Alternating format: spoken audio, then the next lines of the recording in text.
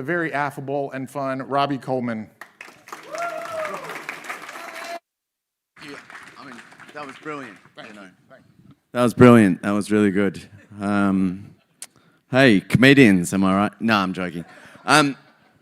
Thanks very much for having me. I love being at the Litecoin Summit. I've been at the Litecoin Summit since the Litecoin Summits were first had. So it's a pleasure to be here. I'm talking today about Litecoin, which you've heard a bit about, and central bank digital currencies. If this clicks across, can you see me? Where's your screen? Oh yeah, look at that. So that's me at the first summit. Down below that was my creative agency. I tasked everyone with making it look like an Italian nonna's grandma living room. And so there's like little weird settings. That's Charlie Lee, if you guys know him.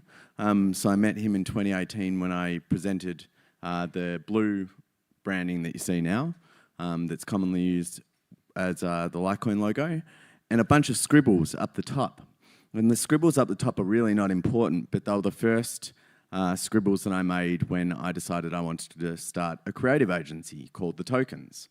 And so the idea was that I didn't have anything to talk to my dad about. He's an economist. He doesn't wear cool pants, corduroy. That's all right. Do people like today's pants or yesterday's? Thank you so much. But so I wanted something to talk to Dad about, and I didn't have anything. But what I did have was cryptocurrency, and I'd been investing for a while. And I noticed that all the cryptocurrencies looked kind of like shit, and hadn't had the level of professionalism which I thought the space deserved. So I set out by starting the tokens and leaning into branding. It died. The agency died. Big surprise. Oh, and that's the ticket. I paid $993 to go present a brand which I didn't get paid to do. There you go. And to meet Charlie. That is the brand, or part of it, on the top left hand. You can see we drew a couple of lines and pretended like we actually had some mathematics and stuff like that behind our decision making. Really, it was just that I love blue. Loshan hates it, which is great, but he loves women apparently, so single ones. I don't think he's actually that picky. One of the highlights, yeah, see, everyone can do it, yeah?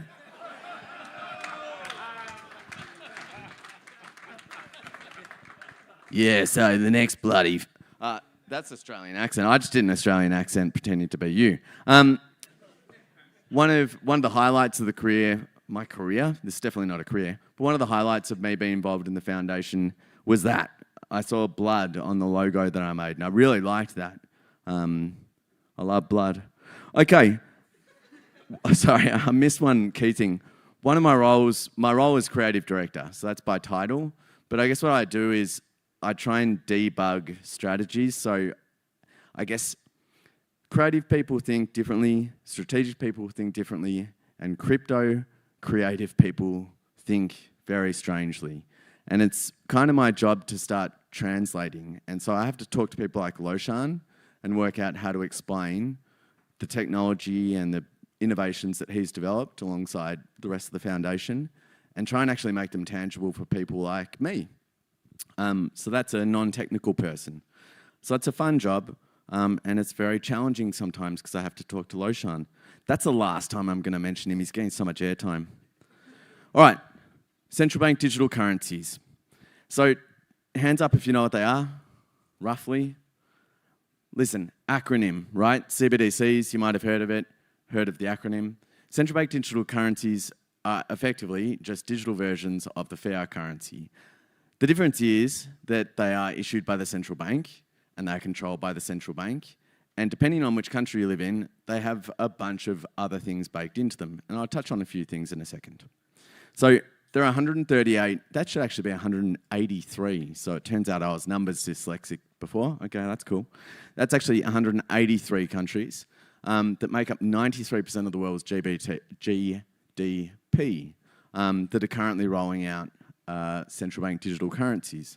So they're ones that aren't just piloting, but they're actually some ways down, and I don't actually have the data because it's not released for the most part, on how far they are into developing their central bank digital currency, but it's not just a white paper like pretty much every cryptocurrency. The next stat is 16 out of 100. Now, this was Russia's score on a thing called the Freedom House. And that basically takes a score of how a country or a nation state is performing in terms of liberty, freedom, and a particular focus around financial freedom. So not scoring too well. That, if my math isn't incorrect, that's 16%. So I was better at math than that. There's 13,500 Russian citizens that were arrested for doing illegal activities online, and that was in the month of March this year. So that can include watching gay porn. I don't know, hands up if you watch gay porn. You don't have to. I watch gay porn. Okay, cool. Everyone cool? I don't, but thanks for laughing. It's not funny in 2024, is it?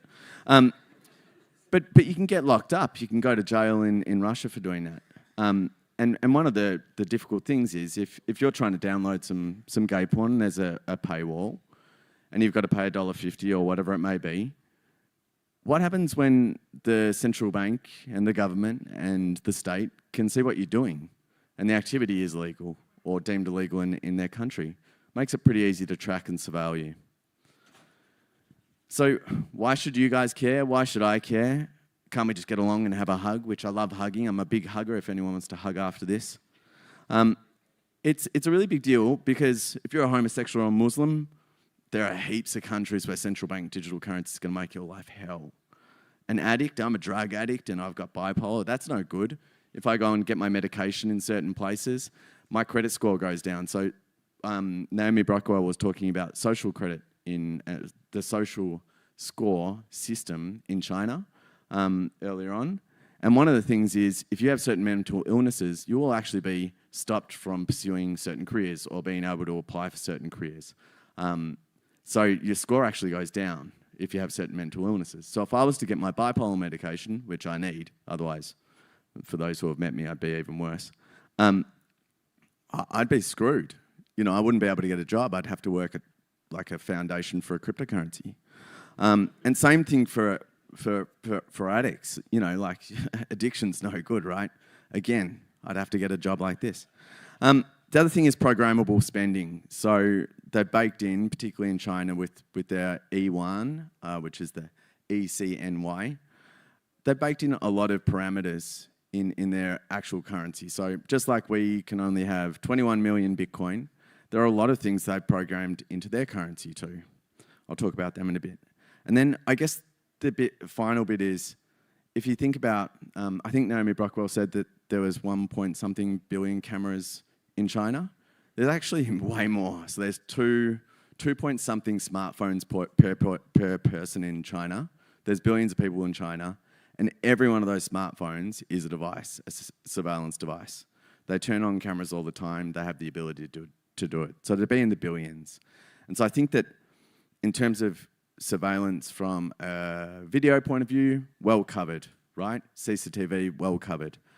But now the next piece is they can track absolutely everything you spend your money on.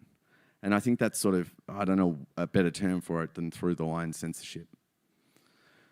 Oh, whoops, what could go wrong? This was meant to be a funny slide, but I got slammed earlier for being Australian. You guys had that global network outage thing. I don't know, we blamed it on Microsoft in Australia, not sure about you guys. But if you think about it, right, if Microsoft, Charlie, you can go if you need to, because I saw you try and get up. It's okay. I don't care if you go now, he's not, oh no. Someone's not getting paid. Loshan.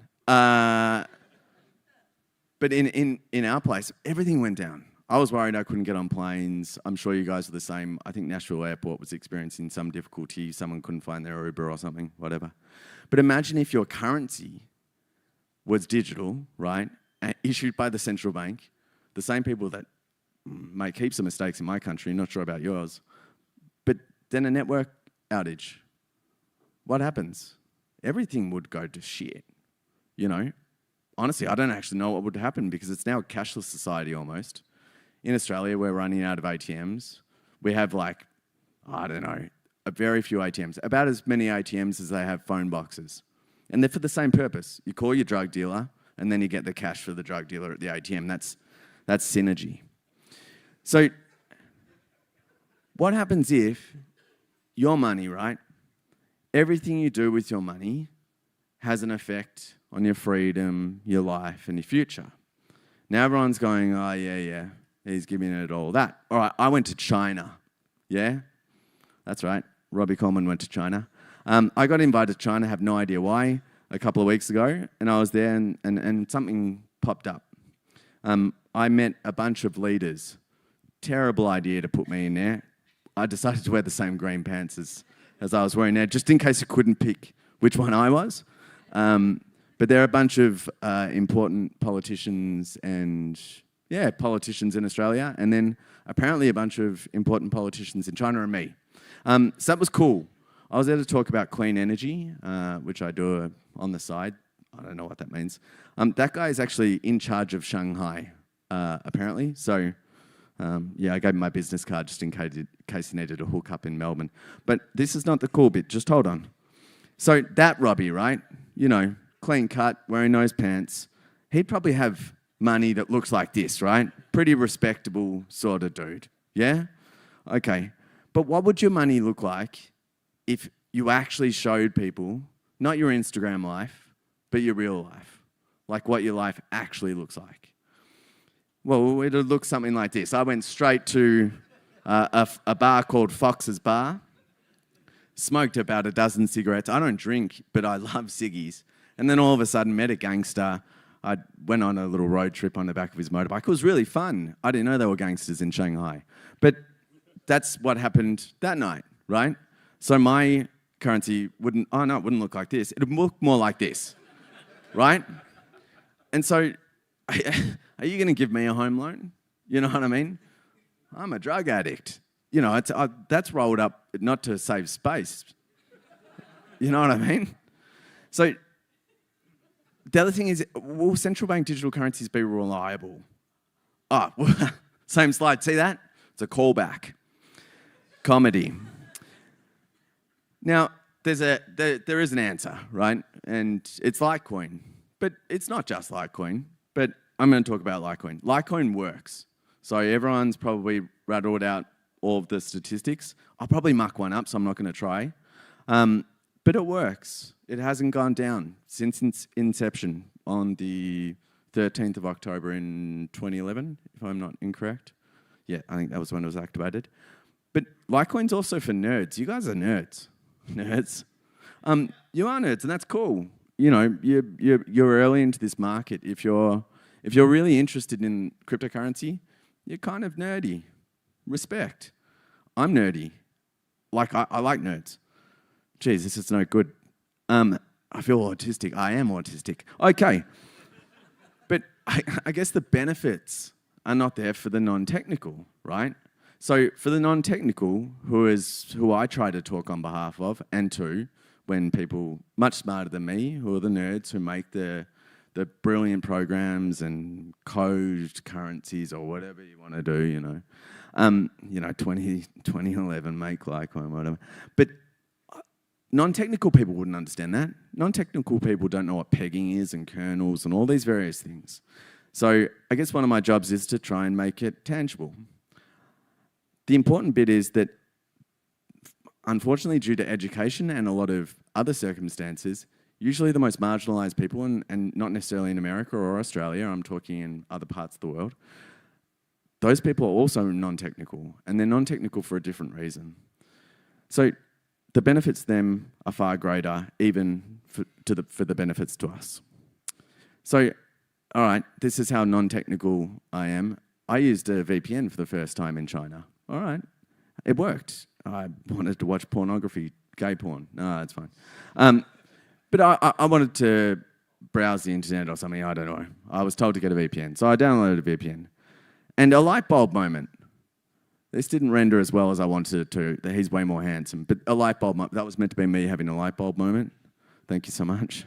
A light bulb moment. I thought, VPN, it's a virtual private network. What about VPM? That's cool. Virtual private money. And so I started thinking about something you guys have all heard a lot about. MWeb. So who here can explain MWeb in 10 seconds to me? No, he can't. He can't even read my emails. What about a minute? or 5 minutes. So this is the thing. When I try and explain it to my friends or my wife or my dad or my dog, they bought me a dog, so I had someone to talk to. I can't explain MWeb. I've used it. I have followed instructions. I've even written part of like release notes. Admittedly, David Burkett, in his infinite wisdom, decided not to publish those ones, but I have contributed in some way to MWeb as well.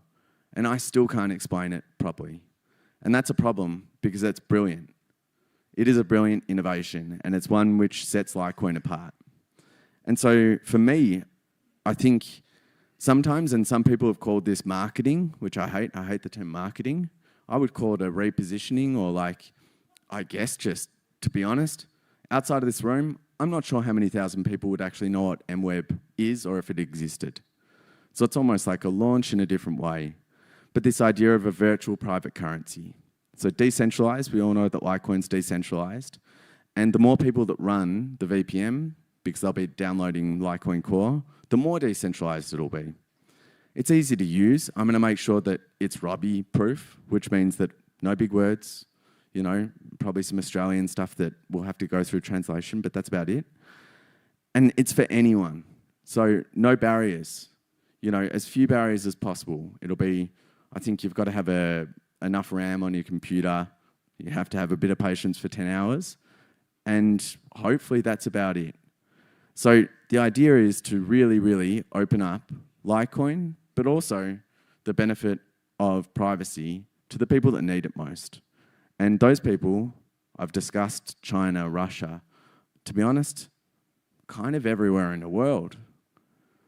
Like almost all of the world's GDP is being held by the countries who are developing CBDCs. And we're all going to be under threat. Financial privacy will be in the toilet, along with my empty drug bag. So this is something which I couldn't quite articulate. I was late, sorry. I really wanted to articulate this better. Hopefully I can nail it better, but I like the idea of invisible technology.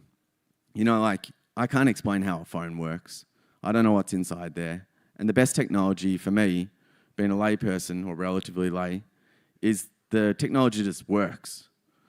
And so for me, I think that the greatest adoption will happen when technology just happens, you know, and the technology is so great, it's invisible.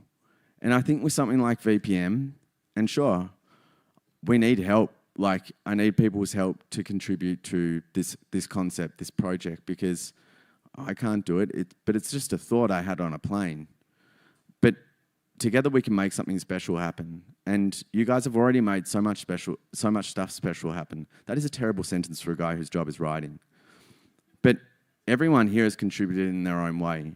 Whether you've come today and you've supported the foundation, or whether you're part of the foundation and you're the people that built MWeb. It's brilliant. So together we'll make it happen. And that's a little white paper. All right, another admission. When I flew here was the first time I read Satoshi's white paper. It was decent, you know. I had a few changes I would have made, a few markups. I'll send them through. But I decided I'd write a white paper, and so you can download that at this www.vpm, not N, that's M for money, .run, and the run's a little hat tip to Hal Finney, you know. That's it. Thank you very much. What do you want? Go back a slide. Sorry. I thought Loshan was just like, get out. There you go. So if you're interested in learning more, there's heaps of information. Heaps is rich. But there's a bit of information on the website. There's obviously the white paper that you can read yourself. The other thing is there's my email address. I'd love people to volunteer. I'd love people to give me feedback. I'd love people to help. It's not mine. It's registered on GoDaddy as my name, my domain, and that's it. I'll probably go to jail for it. But together we can actually make something special happen. So please, I'd love to hear from you. Cheers.